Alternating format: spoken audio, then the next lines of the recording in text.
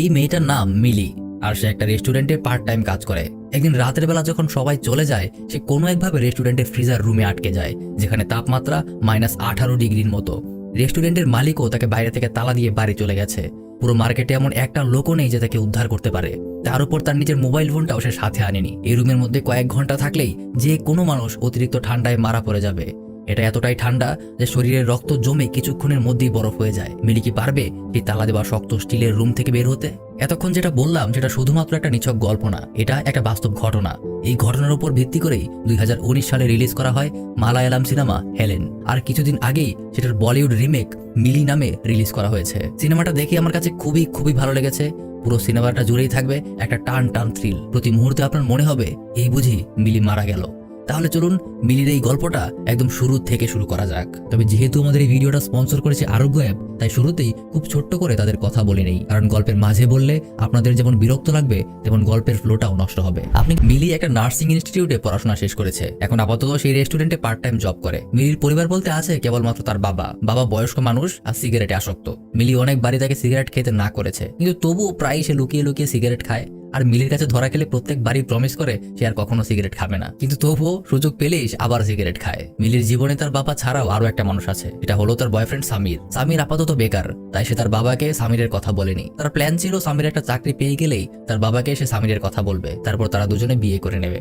একদিন সকালবেলা তার বাবাকে বাথরুমে কাশতে শুনে মিলি বুঝে যায় যে তার বাবা আবার লুকিয়ে বাথরুমে বসে সিগারেট খাচ্ছে। বাবাকে বাথরুম থেকে বের করে প্রতিবারের মতোই কিছু সে বকাঝকা করে। তারপর প্রতিদিনের মতোই তার বাবা তাকে IELTS ক্লাসে রেখে আসে। আসলে মিলির অনেক ইচ্ছে সে কানাডা পড়তে যাবে, তারপর সেখানেই কোনো একটা চাকরি বাকরি করবে। IELTS এর ক্লাস শেষ করে ফেরার সময় একটা অটোওয়ালা তাকে খুব অশ্লীল কথাবার্তা বলে ডাকতে থাকে। এই লোকটা প্রায়ই তাকে এভাবে অশ্লীল কথা বলে ডাকে, কিন্তু মিলি কখনোই সেটাকে তেমন পাত্তা দেয়নি। সে সবসময় তাকে ইগনোর করে যায়। সেখান থেকে সে সোজা চলে যায় সেই রেস্টুরেন্টে যেখানে সে পার্ট টাইম জব করে, কিন্তু পৌঁছে দেখে সে বেশ কিছুটা দেরি করে ফেলেছে। রেস্টুরেন্টের ম্যানেজার খুবই খিটখিটে মেজাজের মানুষ। পান থেকে চুন খসলেই সে সবাইকে বকাবকি করে। যদি সে মিলিকে দেখে ফেলে তাহলে দেরি করে আসার জন্য তাকেও বকাবকি করবে। সে যখন দাঁড়িয়েছিল তখনও সেই ম্যানেজার আরেকটা কর্মচারীর উপর চেঁচামেচি করছিল। সেই সুযোগে সেখানেই কাজ করা আরেক বান্ধবী এলিনার ইশারা দেখে লুকিয়ে সেই রেস্টুরেন্টে ঢুকে পড়ে আর ইলেকট্রিক পাঞ্চ মেশিনে তার ফিঙ্গারপ্রিন্ট দিয়ে দেয়। এটা এমন একটা যন্ত্র যেটা কোনো কর্মচারী কখন আসলো আর কখন গেল সেটা হিসাব রাখার জন্য ইউজ করা হয়। কর্মীদের জাস্ট আসা এবং যাওয়ার সময় এটাতে নিজের ফিঙ্গারপ্রিন্ট দিতে হয়। এটার কথা ভালো মতো মনে রাখবেন। সিনেমার গল্পের সামনে গিয়ে এই যন্ত্রটার একটা গুরুত্বপূর্ণ রোল আছে। মিলি এখানের খুব ভালো একটা কর্মী। সে খুব যত্ন সহকারে দায়িত্ব নিয়ে সব কাজ করে। আজ অবধি সে কখনোই তার কোনো কাজে ফাঁকি দেয়নি। তবে এই কাজ করার মাঝেই তার ফোনে বারবার সামিরের কল আসছিল। কি সামিরের কথা ভুলে গেছেন? সামির মিলির বয়ফ্রেন্ড, একটু আগেই তো বললাম। সামিরের সাথে আপাতত তার ঝগড়া চলছে, তাই সামির ফোন দিলেও সে বারবার তার ফোন কেটে দিচ্ছিল। তারপর সামির সরাসরি রেস্টুরেন্টে ফোন করে তার কাছে ক্ষমা চায়, কিন্তু মিলি সেখানেও ফোন কেটে দেয়। পাশে দাঁড়িয়ে মিলির এই কাজকর্ম সবই তার বান্ধবী এলিনা খেয়াল করছিল। সে যখন তাকে এই ব্যাপারে জিজ্ঞাসা করে মিলি বলে, আচ্ছা তুই বল, একটা মানুষের সামান্য দায়িত্ববোধ তো থাকতে হয় নাকি? গতকালই তার একটা চাকরির ইন্টারভিউ ছিল, ইন্টারভিউ না গিয়ে সে খেলা দেখতে চলে গেছে। তার উপর আবার আমার সাথে এটা নিয়ে মিথ্যা কথাও বলেছে। এখন কি করা উচিত? এলিনা এটা শুনে একটু হাসে, তারপর আবার দুজনেই নিজেদের কাজে মন দেয়। রাতের বেলা তার জবের টাইম শেষ হয়ে যায় আর তারপর তার বাবা তাকে নিতে আসে। তারা দুজনে মিলে রাতে সিনেমা হলে সিনেমা দেখতে যায়। দুজন পাশাপাশি বসে পপকর্ন খেতে সিনেমা দেখছিল। সিনেমা চলার সময় হঠাৎ মিলি দেখে তার অন্য পাশে তার বয়ফ্রেন্ড সামির বসে আছে। সামির আসলে এসেছে মিলির কাছে ক্ষমা চাইতে আর তার রাগ ভাঙানোর জন্য।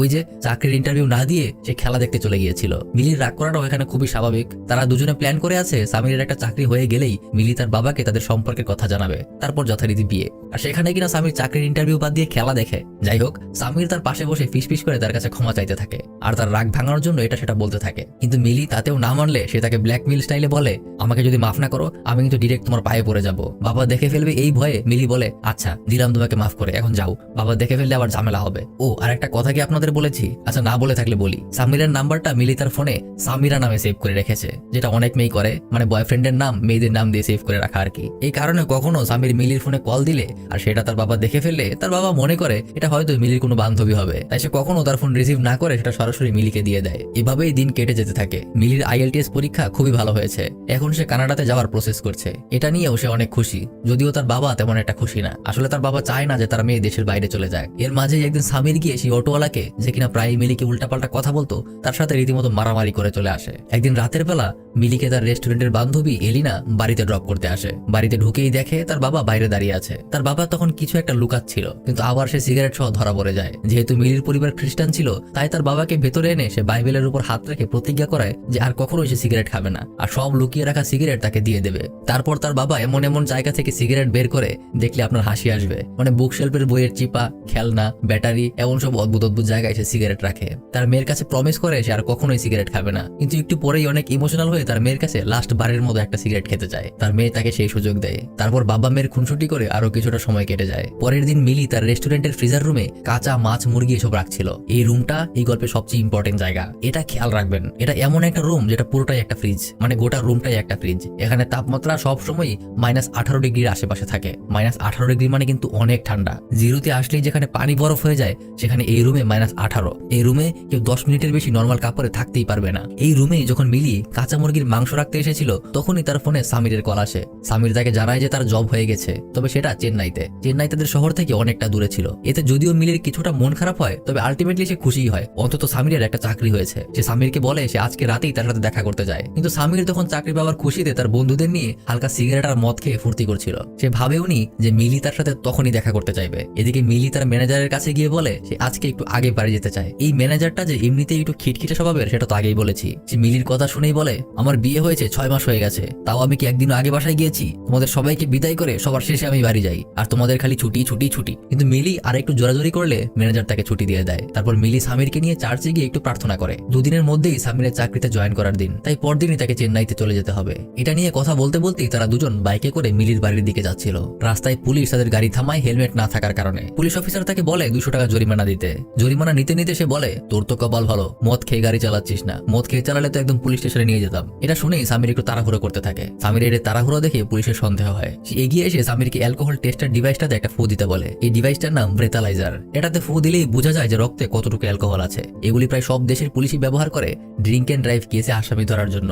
সামিরও পুলিশের কাছে ধরা খেয়ে যায়, কারণ মিলির সাথে দেখা করার আগেই সে বন্ধুদের সাথে মট্টত খেয়ে পার্টি করেছিল। এই পুলিশও খুব একটা ভালো মানুষ না। সে মিলি আর সামিরকে তার সাথে করে পুলিশ স্টেশনে নিয়ে যায়, আর ধমক আর ভয় দেখিয়ে মিলির কাছ থেকে তার বাবার নাম্বার নিয়ে তার বাবাকে কল করে স্টেশনে আসতে বলে। পুলিশ স্টেশনে মিলি যতক্ষণ ছিল সে ততক্ষণ খুবই অস্বস্তির মধ্যে ছিল। সে তার বয়ফ্রেন্ডকে নিয়ে তার বাবার কাছে এমন একটা পরিস্থিতিতে ধরা খাবে সেটা সে কখনোই ভাবেনি। মিলির এই অস্বস্তি দেখে সামিরেরও খুব খারাপ লাগছিল। একটু পরেই মিলির বাবা আসে। থানার সেই সাব ইন্সপেক্টর তার বাবাকে বসিয়ে জিজ্ঞাসা করে আপনি কি ছেলেটাকে চেনেন? মিলির বাবা জানায় সে তাকে চেনে না। তখন সে নানা রকম উল্টাপাল্টা কথা বলে, যেমন মেয়ের খোঁজ খবর রাখেন না, রাতের বেলায় কোন মদখোর ছেলে নিয়ে ঘুরে বেড়ায়, এসব বলতে থাকে। এসব শুনে মিলির বাবা কিছুটা অস্বস্তিকর অবস্থায় পড়ে যায়। সে মিলিকে নিয়ে থানা থেকে বের হয়ে যায়। পুরো রাস্তায় মিলির বাবা তার সাথে একটা কথাও বলে না। দুজনই বেশ চুপচাপ বাসায় চলে যায়। বাসায় গিয়েই তার বাবা নিজের মতো নিজের রুমে গিয়ে দরজা লাগিয়ে দেয়। সেখানেও সে মিলির সাথে কোনো কথা বলে না। আসলে সে কখনোই ভাবেনি মিলি কোনো মদ খাওয়া ছেলের সাথে এভাবে রাতে ঘুরে বেড়াবে। এ কারণে সে অনেক কষ্ট পেয়েছে। মিলিও মন খারাপ করে তার রুমে চলে যায়। পরদিনও মিলির বাবা তার সাথে কোনো কথা বলে না। সময় মতো মিলিকে তার স্কুটারে করে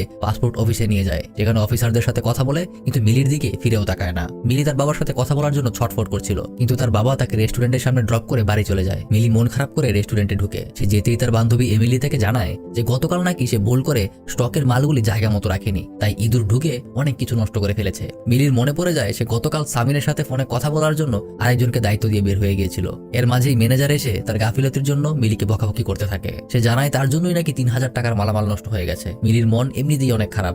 গতকালের ঘটনা, তার বাবা তার সাথে কথা বলছে না, এখন আবার ম্যানেজারও তাকে অনেক বকাবকি করলো। কিছুক্ষণ মন খারাপ করে থেকে এসে চুপ করে তার কাজে লেগে পড়ে। দুপুরের দিকে লাঞ্চ টাইমে মিলি যখন খাওয়া দাওয়া করছিল, তখন সামির তাকে কল দেয়, কিন্তু মিলি সামিরের কল রিসিভ করে না। সামিরের বোকামের জন্যই তো এত কিছু হলো। একটু পর ম্যানেজার এসে মিলিকে খাওয়া নিয়েও খোটা দেয়, তাই সে মন খারাপ করে সব খাবার ডাস্টবিনে ফেলে দেয়। তারপর না খেয়েই আবার কাজে লেগে পড়ে। একটু পর দেখা যায় সেখানে সামির এসেছে। মিলি তাকে না চেনার ভান করে জিজ্ঞাসা করে সে কি কিনতে চায়, কিন্তু সামির তাকে রিকোয়েস্ট করে একটু বাইরে আসার জন্য, যে তার সাথে 2 মিনিট কথা বলতে চায়। কিন্তু মিলি তাকে বলে কিছু অর্ডার করার থাকলে বলুন, আপনার পেছনে আরো কাস্টমার আছে। কিন্তু সামির কিছুতেই সেখান থেকে যায় না। সে তাকে বারবার একটু বাইরে আসার জন্য রিকোয়েস্ট করতে থাকে। এর মাঝে ম্যানেজার এসেও মিলিকে কিছু কথা শোনায়। এটা দেখে সামির সাথে সাথে কিছু খাবার অর্ডার করে সামনে গিয়ে বসে পড়ে, কিন্তু মিলি তার কাছে যাচ্ছে না দেখে সামির তাকে জানায় সে আজই চেন্নাই চলে যাচ্ছে। এটা জানিয়েই সে সেখান থেকে চলে যায়। সন্ধ্যার দিকে তার বান্ধবী এমিলি তাকে বলে আজ আমার ফ্যামিলিতে একটু কাজ আছে রে, আমি আগে আগে বাড়ি চলে যাচ্ছি, তুই আজ একটা অটো রিকশা নিয়ে বাড়ি চলে যাস। আসলে প্রতিদিনই এমিলি মিলিকে বাড়িতে ড্রপ করে নিজের বাড়ি যেত। কিছুক্ষণ পরেই মিলি তার বাবাকে কল করে তাকে এসে নিয়ে যাওয়ার জন্য, কিন্তু তার বাবা তখনও তার উপর রাগ করেছিল, তাই সে কল রিসিভ করে না। এদিকে সামিরও চেন্নাই যাওয়ার জন্য সবকিছু গুছিয়ে ফেলেছে। রাতের বেলায় জাস্ট বাসে ওঠার জন্য রওনা দেবে। মিলিকে এসে অনেকবার কল করে যাওয়ার আগে অন্তত একটু কথা বলার জন্য, কিন্তু মিলি ফোন রিসিভ করে না। আবার এদিকে মিলি তার বাবাকে ফোন করে তাকে এসে নিয়ে যাওয়ার জন্য, কিন্তু বাবা আবার তার ফোন রিসিভ করে না। রাত তখন প্রায় 11:45। রেস্টুরেন্টের কয়েকজন বাদে সবাই চলে গেছে। মিলি অপেক্ষা করতে করতে একসময় এমিলিকে কল করে তার অবস্থার কথা বলে। এমিলি তাকে বলে যে তার বাবা রাগ করে আছে, নিজেই বাসায় গিয়ে তার সাথে কথা বলতে। যতই হোক সে তার বাবা, রাগ আজ বাদে কাল পরেই যাবে। রেস্টুরেন্টের ম্যানেজার তখন শপিং মলের বাইরে দাঁড়িয়ে ফোনে কথা বলছিল। তখনই কিছু কাঁচামালের ডেলিভারি আসে। ম্যানেজার তাদের দুজন কর্মীকে বের হতে দেখে তাদেরকে ঝাড়ি দিয়ে কাঁচামালের বক্সগুলি ফ্রিজার রুমে গুছিয়ে রেখে আসতে বলে। মিলি তখন মেশিনে নিজের ফিঙ্গারপ্রিন্ট দিয়ে বের হয়ে যাচ্ছিল। তখনই সেই দুজন বক্সগুলি নিয়ে এসে মিলিকে বলে একটু হেল্প করে ভেতরে রেখে দেওয়ার জন্য, তাদের আজকে একটু তাড়া আছে। মিলি তাদেরকে হেল্প করার জন্য বক্সগুলি নিয়ে ফ্রিজার রুমে রেখে আসতে যায়। আবার এই দুজনের মধ্যে একজন নিজেদের ফিঙ্গারপ্রিন্ট দিতেও ভুলে গিয়েছিল। এই ফাঁকে তারা সেটাও করে নেয়। এটা অনেক ইম্পর্টেন্ট, এটা মনে রাখবেন। সে কিন্তু মিলির পরে ফিঙ্গারপ্রিন্ট দিয়েছে।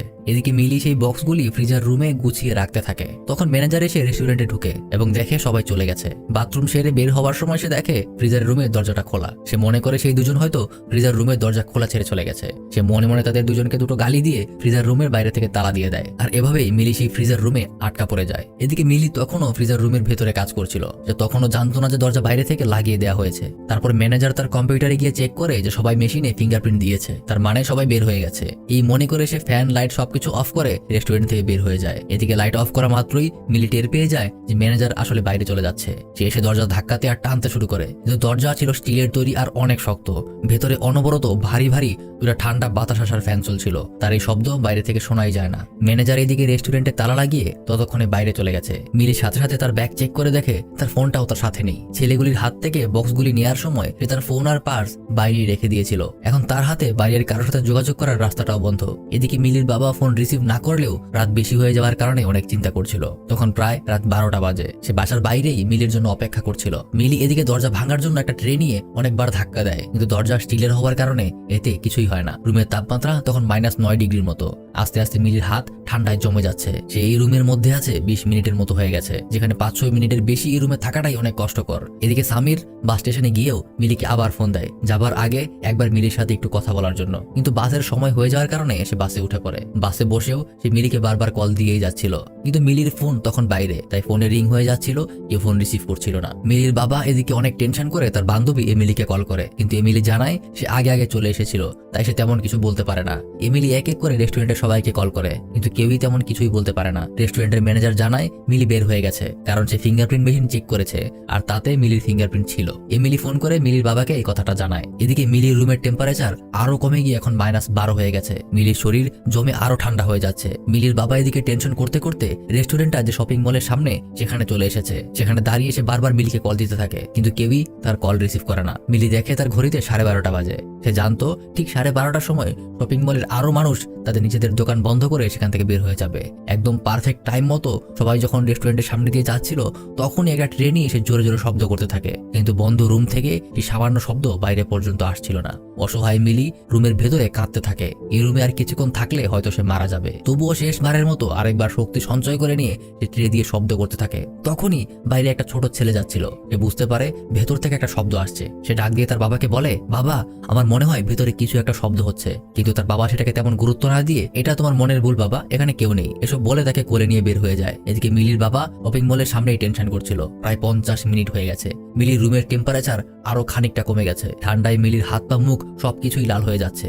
অতিরিক্ত ঠান্ডার কারণে তার নাক দিয়ে রক্ত বের হয়ে আসে। আর সামিরের এদিকে বাস ছেড়ে দিয়েছে। বাসে বসেও সে বারবার মিলিকে ফোন দিয়েই যাচ্ছিল, কিন্তু মিলি তো ফোন রিসিভ করার কোনো সিচুয়েশনেই ছিল না। মিলি সেই বন্ধ ঠান্ডা রুমে বসে এক কোনায় কোনো মজরে নিজেকে কিছুটা গরম রাখার চেষ্টা করছিল, কিন্তু কিছুক্ষণের মধ্যেই রুমের তাপমাত্রা কমে -16 ডিগ্রিতে চলে আসে। মিলি বুঝতে পারে এভাবে আর সে বেশিক্ষণ টিকে থাকতে পারবে না, তাই সে তার নিজের ব্যাগ থেকে যা পারে সবকিছু বের করতে থাকে। একটা ছোট্ট জামা ছিঁড়ে টেপ দিয়ে নিজের হাত আর পায়ে পেঁচিয়ে ফেলে। নিজের হাত আর পাটাকে সামান্য গরম রাখার চেষ্টা করতে থাকে, কিন্তু রুমের ফ্রিজারের ঠান্ডা বাতাসটা তার দিকেই আসছিল।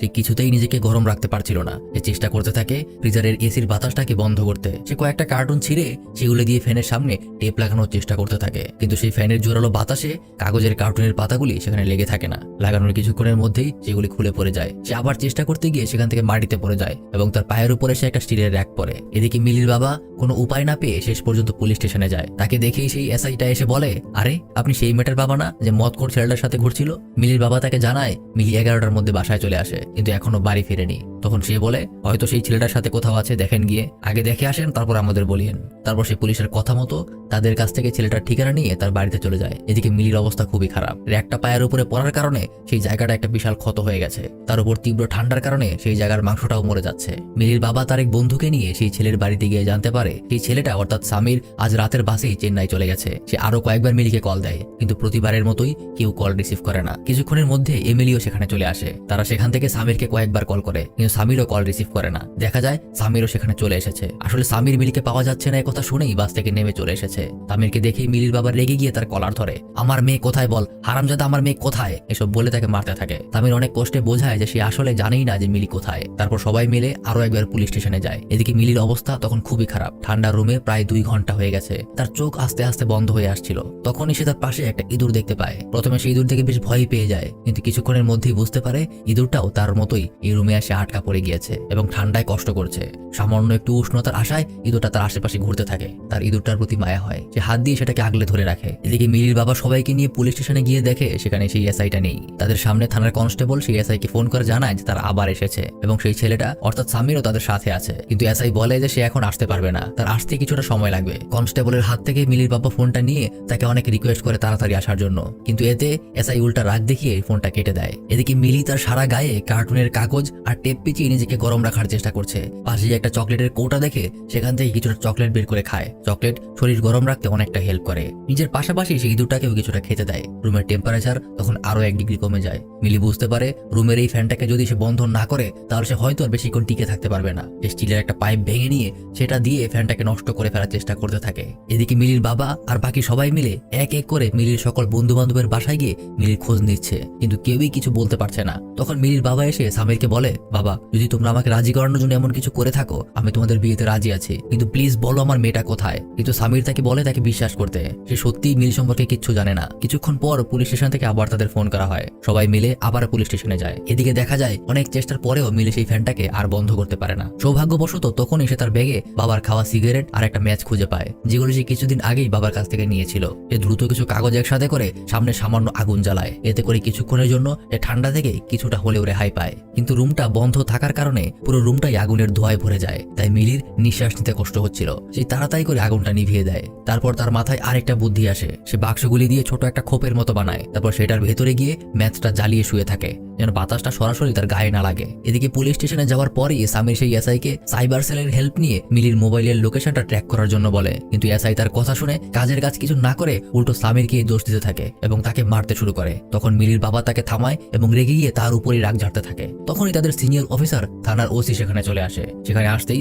মিলির বাবা তাকে সবকিছু খুলে বলে। এটা শুনে সেই ওসি এসআইকে অনেক বকাবকি করে এবং দ্রুত সাইবার সেলে যোগাযোগ করে মিলির মোবাইলের লোকেশনটা ট্র্যাক করতে বলে। এদিকে মিলি অনেকক্ষণ সেই খোপের মধ্যে থাকার পর একটু বের হয়ে তাকিয়ে দেখে সেই ইঁদুরটা ঠান্ডায় মরে পড়ে আছে। এটা দেখে সে ইমোশনাল হয়ে কাঁদতে শুরু করে। এদিকে ওসি সেই রেস্টুরেন্টের ম্যানেজার থেকে রেস্টুরেন্টের পাঞ্চ মেশিন অর্থাৎ সেই ফিঙ্গারপ্রিন্ট দেওয়ার মেশিনটার ইনফরমেশন আনায় এবং এটা দেখে বলে এই ইনফরমেশন অনুযায়ী মিলি রেস্টুরেন্ট থেকে বের হয়েছে, কিন্তু কেউ তাকে যেতে দেখেনি। তখন একজন বলে সেই অটো ড্রাইভারটার কথা যে মিলিকে প্রায়ই ডিস্টার্ব করতো। ওসি সাথে সাথে তাদেরকে নিয়ে বের হয়ে যায় সেই অটো ড্রাইভারটাকে ধরার জন্য। যাওয়ার সময় সে এসআইকে বলে যায় সাইবার সেল থেকে কোনো ইনফরমেশন পেলেই সে যেন সাথে সাথে তাকে জানায়। গাড়িতে করে যাওয়ার সময় হঠাৎ সামিরের খেয়াল হয় পাঞ্চ মেশিনের লিস্টে মিলির নাম সেই দুজনের আগে, কিন্তু তারা বলেছিল তারা মিলির আগেই বের হয়ে গেছে। সাথে সাথে সে গাড়ি থেকে নেমে এই দুজনকে ধরার জন্য বের হয়ে পড়ে। তখন আবার বারবার ফোন করার কারণে মিলির ফোনটা ভাইব্রেট করতে করতে উপর থেকে পড়ে গিয়ে ব্যাটারি খুলে যায়। তাই সাইবার সেল থেকেও তখন দেখা যায় তারা আর লোকেশন ট্র্যাক করতে পারছে না। মিলি এদিকে সেই ফ্রিজার ফ্যানগুলি বন্ধ করার জন্য আরেকবার চেষ্টা করতে যায়। এই বিভিন্ন ছোট ছোট জিনিস নিয়ে ফ্যানের দিকে ছুড়ে মারতে থাকে। এভাবে অনেকবার মারতে মারতে একটা জিনিস সেই ফ্যানটাতে আটকে যায় আর ফ্যানটা বন্ধ হয়ে যায়। এতে কিছুটা হলেও ঠান্ডা বাতাস কমে। মিলি নিজেকে বাঁচানোর জন্য তার সারা গায়ে পলিথিন দিয়ে পেঁচিয়ে ফেলে। এদিকে সামির সেই দুজন ছেলেকে খুঁজতে খুঁজতে একসময় পেয়ে যায় এবং তাদেরকে ধরেই জিজ্ঞাসা করে তুই না আগে চলে গিয়েছিলি, তাহলে পাঞ্চ মেশিনে তোর নাম মিলির পরে কিভাবে এলো? সে তখন তাকে পুরো ঘটনাটা খুলে বলে যে মিলিকে সে ফ্রিজারে জিনিস রাখতে দিয়ে চলে গিয়েছিল। সামির সাথে সাথে ফোন করে তাদেরকে বলতে চায় যেন তারা ফ্রিজার রুমটাতে গিয়ে চেক করে, কিন্তু তখনই তার ফোনের ব্যাটারি লো হয়ে ফোনটা বন্ধ হয়ে যায়। সে তাড়াতাড়ি করে বাইক নিয়ে সেই রেস্টুরেন্টে যেতে থাকে, কিন্তু বেশি তাড়াতাড়ি করার কারণে একটা গাড়ির সাথে সে অ্যাক্সিডেন্ট করে অজ্ঞান হয়ে যায়। এদিকে সেই সময়ের মধ্যে সাইবার সেল থেকেও সেই থানার এসআইকে মিলির লাস্ট লোকেশনটা ফোন করে জানিয়ে দেওয়া হয় এবং হোয়াটসঅ্যাপে কনস্টেবল পাঠিয়ে দেওয়া হয়, কিন্তু সেই ইনফরমেশনগুলি সে ওসির কাছে না পাঠিয়ে বসে বসে গান শুনতে থাকে। এটা দেখে কনস্টেবল কিছু বলতেও পারে না, সে শুধু ইতস্তত করতে থাকে। আর ওসি এদিকে মার্কেটের সব সিসিটিভি ফুটেজ চেক করে দেখে ফেলেছে, কিন্তু কোথাও মিলিকে বের হতে দেখা যায়নি। তাই সে ম্যানেজারের বাড়িতে যায়। মিলির বাবা আর বন্ধু শপিং মলের সামনেই দাঁড়িয়ে থাকে। আর এদিকে অনেকক্ষণ ধরে লোকেশন হাতে পেয়েও এসআই কিছু করছে না দেখে কনস্টেবল একসময় বলেই দেয় যে স্যার, আপনি তো লোকেশন পাঠাচ্ছেন না, মেয়েটার তো কোনো ক্ষতিও হয়ে যেতে পারে। তখন সে বলে, তাতে আমার কি, মেয়েটার বাপ তো আমাকে স্যারের সামনে অনেক অপমান করেছে। কনস্টেবল লুকিয়ে লুকিয়ে ওসিকে কল করার জন্য উঠে যেতে চাইছিল, কিন্তু এসআই তাকে উঠতে দেয় না। পাশের কারাগার থেকে একটা কয়েদি পুরো ঘটনাটা এতদিন ধরে দেখছিল। সে বুঝতে পারে যে কনস্টেবল সেই সুযোগটা পাচ্ছে না ফোন করার, তাই সে তারই সেলের আর একটা কয়েদিকে ধরে মারতে থাকে যেন এসআই উঠে তাকে থামাতে আসে। তো এসআই উঠে তাকে থামাতে আসলে কনস্টেবল সেই সুযোগে বাইরে গিয়ে ফোন করে ওসিকে সব ইনফরমেশন জানিয়ে দেয়। এদিকে মিলির বাবা আর তার বন্ধু এই শপিং মলের সামনে দাঁড়িয়ে কান্নাকাটি করছিল আর বলছিল, কেন যে আমি মেয়েটার উপর রাগ করতে গেলাম, যদি আমি রাগ না করতাম তাহলে আজ এমন কিছুই হতো না। এই বলে সে ডুকরে কাঁদতে থাকে। তখনই শপিং মলের সিকিউরিটি গার্ড তাদেরকে ডেকে জিজ্ঞাসা করে যে কি হয়েছে। সব জানতে পেরে সে মিলির একটা ছবি দেখতে চায়। মিলির ছবি দেখেই সে বলে, স্যার, আমার মনে হয় আপনার মেয়ে রেস্টুরেন্ট থেকে বেরই হয়নি। এর মাঝেই ওসিও সেখানে এসে পৌঁছায়। তার কাছে কনস্টেবলের দেয়া লাস্ট লোকেশন আছে, আর লাস্ট লোকেশন অনুযায়ী তার ফোনটা এই মার্কেটের মধ্যেই বন্ধ হয়েছিল। সবাই মিলে শপিং মলে ঢুকে সব জায়গায় খুঁজতে শুরু করে। এদিকে মিলি তখন তার দেয়ালের একটা ছোট্ট অংশ তার ক্লিপ দিয়ে খুলে ফেলেছে এবং সেখানের পাইপে একটা ট্রে দিয়ে আস্তে আস্তে আঘাত করতে থাকে। ঠিক তখনই নিচ দিয়েই তার বাবা যাচ্ছিল। শব্দ শুনে পাইপের কাছে গিয়ে দেখে উপরে একটা ট্রে দেখা যায়। ততক্ষণে সামিরও সেখানে পৌঁছে গেছে। তারা দুজনে তাড়াহুড়ো করে দৌড়ে রেস্টুরেন্টের দিকে যেতে থাকে। এদিকে মিলির শরীরে তখন আর শক্তি বাকি নেই, সে মাটিতে লুটিয়ে পড়ে। আস্তে আস্তে তার চোখ বন্ধ হয়ে আসে। তখনই সবাই এসে রুমে ঢুকে। মিলির বাবা এসেই তাকে বুকে জড়িয়ে ধরে, কিন্তু মিলি আর চোখ খোলে না। মিলি একদম নিথর স্তব্ধ হয়ে পড়ে থাকে। মিলির বাবা বুঝতে পারে যে মিলি আর বেঁচে নেই। সে চিৎকার করে কাঁদতে থাকে। তখনই মিলির কয়েকটা আঙ্গুল নড়ে চড়ে ওঠে। তারা সাথে সাথে মিলিকে হাসপাতালে নিয়ে যায়। হাসপাতালে ডাক্তার জানায় তারা একদম সময় মতো নিয়ে এসেছে। আর কিছুক্ষণ হয়ে গেলেই হয়তো সে হাইপোথার্মিয়ায় চলে যেত, এতে সে মারাও যেতে পারত। সে আরো বলে, সাধারণ মানুষ -17 ডিগ্রি তাপমাত্রায় দাঁড়াতেই পারে না, সেখানে মিলি -18 ডিগ্রি তাপমাত্রায় 5 ঘন্টা টিকে ছিল। যে খুবই একটা স্ট্রং মেয়ে। একটু পরেই সেখানে সিকিউরিটি গার্ডটা আসে। মিলির বাবা তাকে প্রশ্ন করে, আপনি কি করে জানলেন যে আমার মেয়ে ভেতরেই আছে? তখন সেই সিকিউরিটি গার্ডটা বলে, আমি একজন সামান্য সিকিউরিটি গার্ড, কেউ কখনো আমার কোনো খোঁজ নেয় না। আপনার মেয়ে প্রতিদিন শপিং মলে ঢোকার সময় আর বের হবার সময় আমি কেমন আছি জিজ্ঞেস করে যায়। আজও প্রতিদিনের মতোই সে আমাকে জিজ্ঞেস করে ভেতরে ঢুকেছিল, কিন্তু বের হবার সময় আমি তাকে দেখিনি। তাই আমার মনে হয়েছিল হয়তো সে ভেতরেই আছে। এই সিনেমাটা আমাদেরকে শেখায় যে আমাদের জীবনের প্রত্যেকটা মানুষই খুব ইম্পর্টেন্ট। আমাদেরকে কখনোই কাউকে অবহেলা করা উচিত না। সামান্য একটা সিকিউরিটি গার্ডের কারণেই বেঁচে গিয়েছিল এই মিলির জীবন। আর হ্যাঁ, বাইক নিয়ে যখনই বের হবেন সাথে হেলমেটটা নিয়ে বের হবেন। জাস্ট চিন্তা করেন যে সেই দিন যদি সামিরের কাছে হেলমেটটা থাকতো তাহলে পুলিশও তাকে থামাতো না, সে মদ খাওয়ার কেসে ফেসেও যেত না, আর এভাবে এত কিছু হতো না। It all started just because of that helmet issue.